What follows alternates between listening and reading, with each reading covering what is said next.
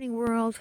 Nice and crisp this morning. Hi, Luna. Luna ate all his breakfast. What a good boy he is. Look at him go. Oops.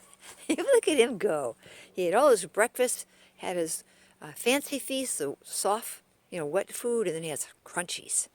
So we had, this is our second morning of frost. Yesterday was a really, I'd say a harder frost because you could see the little snow on the ground. So a lot of things that were here probably are not going to survive.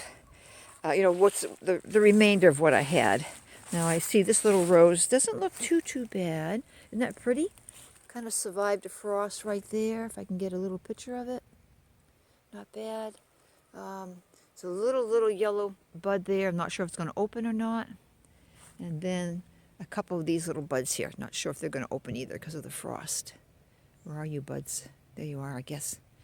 And let's see what else.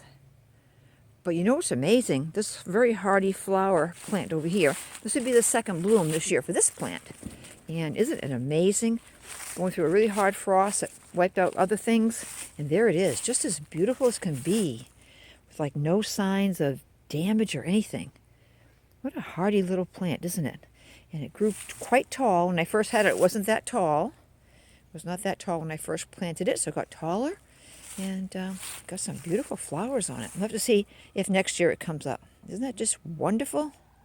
That's amazing. Really hardy. All the leaves on my grapevine, the grape bush, all the leaves have fallen off just about, and it looks really bald down there. In the spring, I'll just trim back and decide which vines to keep and which ones to take off. But it's really getting to be cool, kind of cold in the morning, and signs that we're going to be in November in a few days, so that's expected.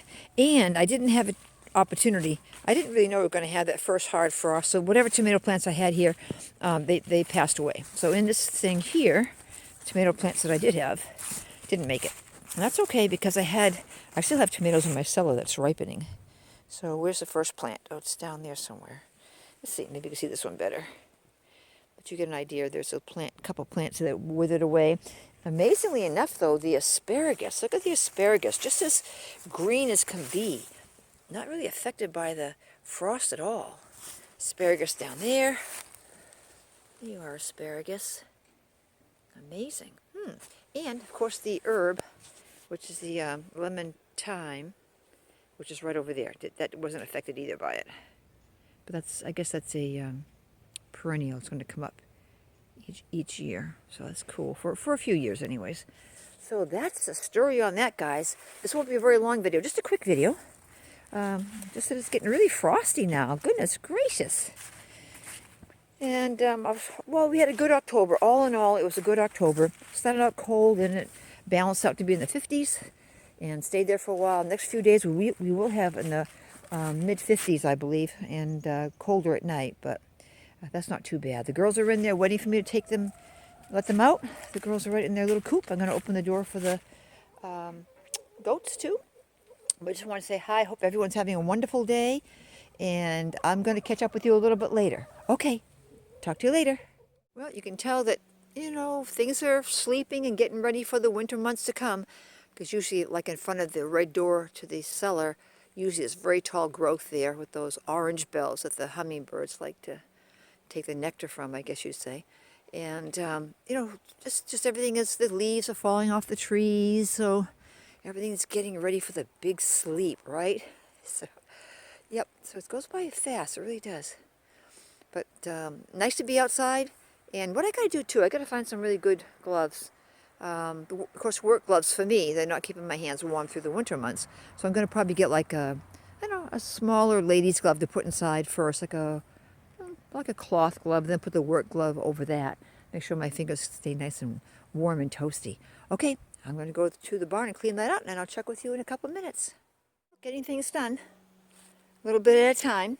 I got to bring in my trusty old squirt gun because it's starting to. I don't think I'm going to be able to use it at this point because it's getting to be winter. So I think continuing to feed them over there in the morning, make sure that they're out of my way is a good thing. Far enough away, and they normally don't bother me, especially Applejack.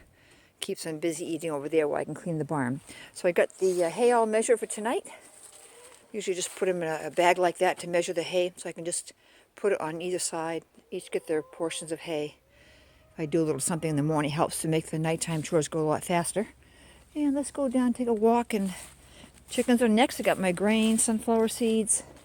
Got this part of the barn cleaned out, so they're all set for tonight. And let's see. Yeah, what a beautiful, even though it's crisp and cool, it still is beautiful, and it's just great, just great. So all the seasons are wonderful. God created a beautiful world. Even in its fallen state, you can find so much beauty in it. Because His presence is everywhere, so whatever beauty we find, and whatever peace and harmony, whatever love, it's all emitted from Him, So it's really turning out to be a nice day. I put the boys back here so they can be in the sun when they're eating, because I get more sun here first thing in the morning as the sun's coming up than I would behind the barn or alongside the barn. So they can stand broadside and absorb some sun, makes them warmer, especially a light-colored animal. They don't get as warm in the winter as a black animal or dark brown, because those dark colors just absorb the sun. It's amazing. When I had Daisy, the Pinto, her white was always cool when I touched it in the winter, but when I touched the brown part, it was nice and warm. So it's amazing. Okay, I'm going to try to get through here, and then I'll catch up with you in a few minutes. Okay, and here we are in the chicken coop area. Boys are still doing good out there. And Rarity left his pile. Just going to forage a little bit, and usually I notice later on they go back to it and clean it up, so that's good. And the chickens have their grain, they have the sunflower seeds and fresh water. And I find that if I rinse out their water bucket, especially now, rinse out their water bucket at night, get it clean, it's a lot easier just to pick up a clean bucket in the next morning and fill it up with water. If you don't do it and they've stood on it and it's dirty, got mud on it, it can stick. Freeze on there, so this is much better. So now, let's see, I wanted to share with you the one of my black hens. She was the one that, I have one black hen. It's so hard to tell which one it is because they all look so identical. But one of my black hens is more, I'd say she's more of the dominant one. She's a good hen. She's not doing any damage to anyone else, but she's like the boss, but she's a good boss. And she was the one that always would try to run into the coop before I got there because she didn't like me picking her up. Probably, kind of ruined her image of being the dominant one or the guardian or whatever, the one in authority. I guess she might have felt me picking her up is not something she wanted to do. She wanted to walk in on her own, which she usually does. And she's usually the first one, and at nighttime she wants to go in there, so that's good. Now she's molting, and it seemed like her personality has changed. She's... before, when I let them all out, I could pet all 6 of them. Well, she's now lingering back. She doesn't come out right away. You'll notice when I photograph that. And she's molting. She's more, I don't know, more drama, within her little life. So I'm not sure if that molting, it might have a psychological or physical effect on the animal. It could have that. So she's a little bit off. But she's still doing well, and she's starting to get her, you see a little, what do they call it? When you have a feather and there's a quill on the end of it? I think the quill, I'm not sure if the quill is a whole feather or if it's just that hard point. In the old days, you used to take quills and put them in ink and write with that hard part. But when they lose their feather, that tube still stays, on their bodies. You can feel like a plasticky little tubes on them. And then a new feather is going to shoot out of that tube. It's really kind of neat. And she's not really molting like to be bare on her back or her chest. She's still holding quite a few of her old hairs, unless they fall out later. These birds were born in July, so their molting, unfortunately, is starting in this colder weather. But we'll see how they do. Okay, let's let them out and see what happens. See if she's going to come right out right away or if she's going to linger back. All right, here we go.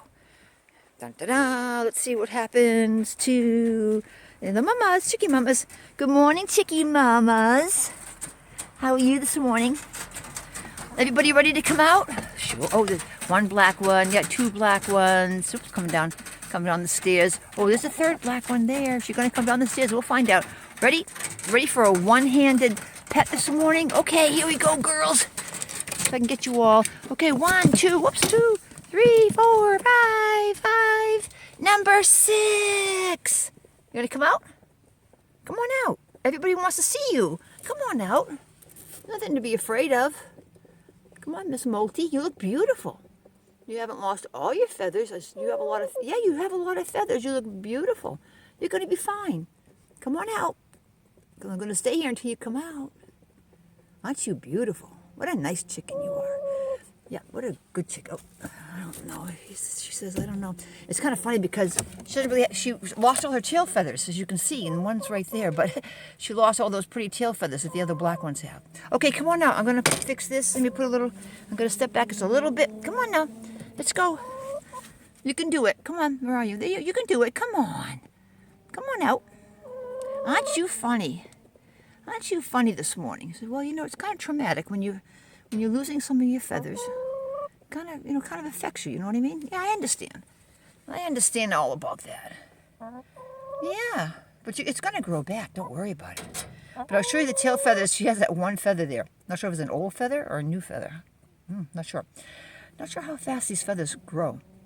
But the other ones have a nice tail feathers, and she doesn't. But she's losing some of her feathers, and that's fine. Come on. Come on, baby girl. Come on, baby girl. I'm going to touch you, and you can't get away from me not touching you. I'm going to do it anyway, so you might as well come out. This is the only way you can get out, baby. Come on, girl. Come on. Yeah. Come on. You can do it. Come on.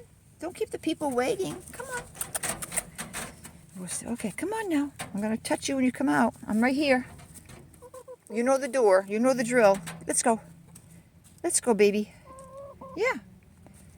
I know. It's hard when you don't feel yourself. It's really tough. Come on, baby, let's go. You gotta come out. I gotta clean the coop. That's a girl. Come on, come on. You can do it. Let's go. Aren't you funny? You weren't acting like this before. You were right out there leaving with everybody else. There you go. I got you. I got you. Okay, I got you. I petted you on the way out. There we go. So that's the one I'd say that's molting right here.